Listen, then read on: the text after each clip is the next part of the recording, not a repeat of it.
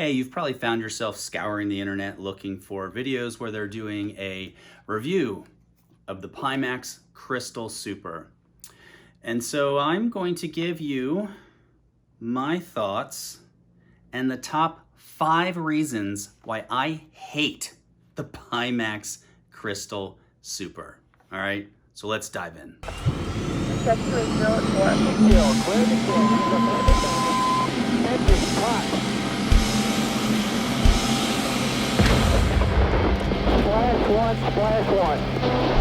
Okay, reason number 1, and one of the biggest reasons why I hate the Pimax Crystal Super, and this might not come as a surprise to people who have followed Pimax, I hate the lenses. I hate them. Now, a little bit of history. I purchased the Pimax Crystal Light probably last year, and it was during the time when Pimax had that massive quality control issue. So, of course, the unit that I got had 2 horribly warped lenses. I couldn't look at this thing for more than 10 seconds without feeling nauseous. I just had to take the thing off, immediately returned it. A couple months later, you see videos coming out from Pimax. They're so sorry, they fixed their quality control issues, and I thought I'll give them another try. So I ordered a second Pimax Crystal Light.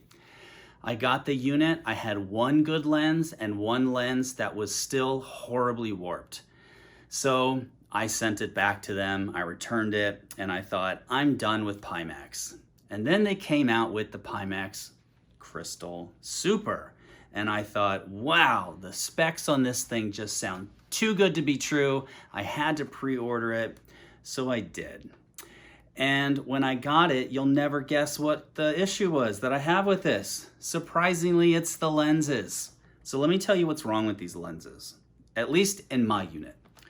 So when I look at the lenses straight on, everything seems relatively clear, but as I start looking around the edge, and I would say just 50% from center to the edge, it goes significantly out of focus. And then I started getting this rainbow effect around text. And so when you're flying in a flight sim, you're not only looking straight ahead, but you got to look down every now and again. And I don't want to have to move my head to look down to see clear text. So when I would look down, it was just the weirdest thing where the text just had like a rainbow effect around it, and it was ridiculous. You couldn't read it. I instantly knew that for whatever reason, because I've seen so many reviews that people were loving the lenses. They're so great. There's so much clarity edge to edge, and it was not the case in this particular unit. The second I stopped looking dead center, it was horrible. It was absolutely horrible. So that brings me on to issue number 2 of why I hate this unit, and it was the eye tracking. And I can honestly tell you, I never ever got the eye tracking to work. So when you go into Pimax Play, there's like some checkbox, I want to use eye tracking, I need to calibrate it. And so then in Pimax Play, there's this little ball that jumps around the screen, and you're supposed to follow with your eyes and not move your head. And every single time I tried to do this calibration, it said that it failed. It said that my eyes didn't follow the ball properly, or it gave me some weird error message. So I tried, I'm gonna do it with my eyes open real big so that you can really see my pupils moving around. And every single time, I think I tried it at 12 to 15 times, every single time it failed. So I never got eye tracking to work, which means that I was never able to try any of that dynamic foveated rendering or anything like that. It was just a huge, colossal failure. So that's reason number 2 why I hate this headset. So reason number 3 why I hate this headset is that it constantly disconnected from the computer, right? So I would plug it in and it would try to connect, and then I would get some error message saying that I needed to try a different USB port, right? So I have a whole bunch of USB 3 ports on here. I tried plugging it into every single one, and it would connect for a second, and I would see, the environment, that galaxy environment, and then instantly I would lose it, and it would tell me, you need to try to replug this into a different port. I tried every port on my computer, and I'm running top of the line computer, okay? Everything on it is top of the line. It's all modern, but I tried every port. I tried plugging it into powered USB hubs because maybe it wasn't getting enough power from the motherboard. I tried unplugging every other USB device and having this be the only thing in there. I think I eventually had to uninstall and reinstall a graphics driver. Like, I don't know. I was jumping through too many hoops to try to get this thing to connect. And I honestly cannot tell you what I actually did where it started to connect. But the problem that I then had was that it would connect for several minutes and I would be in DCS and I would be flying, and then it would just randomly disconnect, completely disconnect. The screen would go black and I'd be like, what the hell just happened? So, I wish that I could say that this thing was real plug and play, but it was a real pain in the butt to try to get it to work with any games. And there were many games that I tried where the game would instantly crash the second that I tried to load it with this headset. Now, I have other headsets that work perfectly fine, but for whatever reason, Pimax and their OpenXR or whatever their method of connecting, it was crashing games, and this thing constantly disconnected. And that was really, for me, it was the final straw that made me say, like, I have no desire, none whatsoever, to own not only this headset, but really any Pimax headset in the future. I just think the company has dropped the ball so many times. So that brings me on to reason number 4, why I really hate this headset. And it is the comfortability factor. This thing is still, it's bulky. I've seen other reviewers where they're like, oh, it's comfortable and I can wear this for a long time. And I don't know what they're talking about because, compared to what I had before, which is the Quest 3, this thing is so unbelievably comfortable, and it's really not that front heavy. And of course, I do have an aftermarket head strap that made a huge difference. But what Pimax did was they now give super users this comfort strap. That's what they call this. This is the comfort strap. But if you look at it, right, so like the comfort strap, there's no adjusting the comfort strap when it comes to like it being connected to the unit itself. And it kind of sits on top of the faceplate. Like, I do not understand this design whatsoever. It just makes no sense to me, because I would want this strap like more towards like the top of the head to relieve some of the pressure, not like right here where the faceplate goes. The cushioning that comes with this is lacking, to say the least. When you put this thing on, and to prevent it from, obviously like tipping down too far down your face, you really got to tighten it back here. And when you do that, it really smashes this headset up against your face if you want it to stay in place, especially if you're dogfighting, right? Now, if you're doing iRacing or something like that, and you're not doing all this and looking all over the place, it'll stay without having to tighten it too much. But the second you're talking about dogfighting and trying to look behind you constantly, it is so uncomfortable. So yeah, that's definitely reason number 4. I also kind of feel like Pimax is chasing specs. I mean, it's so clearly that they're just chasing specs on paper, because it just does not feel to me like a quality product. Like, it doesn't. This head strap thing is so flimsy.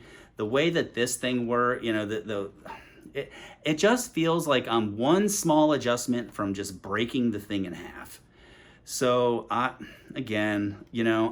feel like this product might have just been rushed to market. Like, I don't know what they were thinking when they were saying that this is comfortable. Yeah, it's smaller than the Crystal Light, but it's still a really bulky headset compared to other stuff that's out there. The FOV is definitely bigger on this thing than like my Quest and stuff, but I will take comfort over FOV any day. And that brings me kind of to my last point of point number 5, why I really hate this headset. I want it to just work. right? And so what I mean by that is I want to pull it out of the box. I want to plug it into my computer. I want to download Pimax Play and just get into a game. And like it is not that. It was not that for me. I had so many error messages trying to get the tracking to work, trying to figure out how to connect the controllers and like everything. You know, some of this stuff I figured out pretty quick, but the fact that it just kept disconnecting from the computer, games were crashing constantly. I would get into DCS and, you know, this thing is a powerhouse, right? Two, you know, basically like 4K panels in here. You know, I have a 5090 and it was struggling to make 30 frames in native resolution. So, you know, there obviously would be a ton of tweaking, which is okay. I don't have a problem with a ton of tweaking to try to figure out how to get, you know, frames with a headset of this size, as far as pixel density goes. But, you know, not being able to get into games, having the constant errors pop up with tracking, you know, eye tracking not working. I mean, like the list went on and on and on. I just said enough already. So then I contacted Pimax and I was like, take it. I do not want it. I gave them all of the reasons why I felt this unit was defective. And instead of just throwing me to, you know, the after sales people who would help me with the return process, they're like, no, send us your data logs. We're going to help you try to figure out what the problem is. And remember, they're like halfway around the world. I'm in the United States. They're in China. So every time I send a message, it's like 12 hours before I can get like a response because they're sleeping. And so that process is so annoying to deal with, that they don't really have any local customer service in the States. And so, you know, I went and said, I'm not giving you the logs. I just want a return label. Let's start that process. And it was just this constant back and forth with them over several days, trying to get me, we'll send you a new optical engine. We'll do this for you. We'll do that. Give us your logs. We can give you tutorials on how to get eye tracking working. It should be intuitive. I think like that's my whole point. Eye tracking and calibrating and all that, like it should just be intuitive in your software. I should not have to contact customer support to try to figure out why your software is not tracking my eyes. So, you know, the return process is a real pain in the butt too if you have never dealt with them before. This is obviously my third time, but they force you to take pictures of the unit and send it to them, I guess showing that you didn't throw it against the wall in frustration. Then they send you a form that you got to fill out and put in the box and all this stuff. Like it's not like Amazon where you can just contact them and say, hey, I want to, you know, send this back and here's the return label. The last time I didn't get my money back until, you know, I gave them the tracking number and they're like, great, well, it's got to get to our warehouse and then our team has to verify that the unit is in there and like all this stuff, right? Like they are so quick to take your money and hold on to it for pre-orders for like a year, right? Like ridiculous. Like, hey, where's the unit? Where's the unit? You have my money, and they don't tell you anything. But the second you're like, I don't want it, they're like, well, we're going to hold on to your money. We're going to hold on to it until we have that unit back and verified, and then we'll go ahead and send you a return. It's just the way that they run their business. It's not good. It is not good. This is strike 3 for me. Like, I will never, I say that fingers crossed, right? But like, I hope, I hope I have learned my lesson by the third time that I will never buy from Pimax again, because they're clearly just chasing specs. I think they rushed this to market for whatever reason. You know, they clearly had to get units out the door to make their money back or something.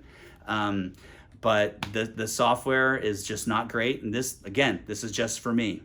Like this unit and the software, they did not play nice. This unit and my PC did not play nice. But for whatever reason, my Quest, man, that's plug and play. I have no problems with that. I plug it in, I go into DCS, the graphics are great, not as clear as this, but they're great edge to edge. You know, it's super comfortable. And it works every time. Like, I don't have disconnecting issues when I'm in a game or anything like that. I'm in my squads, I'm in a fight, and no, this thing will turn off. Like, just randomly throughout the game, just randomly turns off. So yeah, I can't stand Pimax, and I hope to never try to give them my money again. So this is just an honest review of somebody who, you know, Pimax didn't send this to me to give a review. I bought it with my own money, but I wish that I had found a review like this somewhere on YouTube, somebody just telling the honest truth. Because when you go into some of these, like the Pimax Discord or the Pimax Reddit, it's filled with people who are having problems, just constant problems with the software, with the unit. Yeah, Pimax, get your shit together. Like, this is ridiculous. So, all right, all. This has been an honest review of the Pimax Crystal Super. I'll see you next time.